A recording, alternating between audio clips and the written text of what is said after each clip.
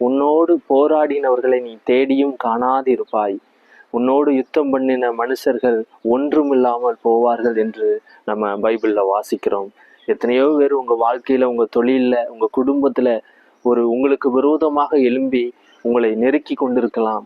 இவங்க மத்தியில நம்ம வாழ்வதா, எங்கேயாட்டு போயிடலாமா, இல்லை எல்லாவற்றையும் போட்டுட்டு, இதுவரைக்கும் நம்ம பிரயாசப்பட்டு உழைத்த எல்லாவற்றையும் போட்டுட்டு நம்ம எங்கேயாட்டு இவங்க மத்தியில இல்லாம நம்ம கஷ்டப்படுறதை விட எங்கேயாட்டு போயிடலாமா என்று நீங்க நினைத்து கொண்டிருக்கலாம்.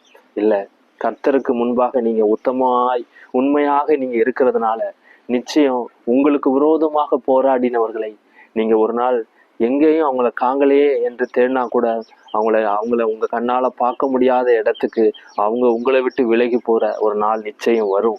அவங்க உங்களுக்கு விரோதமாக எழும்பி யுத்தம் பண்ண எழும்புவார்கள். ஆனால் ஒரு நாள் அவங்க எதுவுமே இல்லாம அவங்க எல்லாவற்றையும் இழந்து உங்களை விட்டு ஓடி போகிற ஒரு நாள் நிச்சயம் வரும். கலங்காதீங்க, கர்த்தர் உங்களை ஆசீர்வதிப்பார். ஆமென்.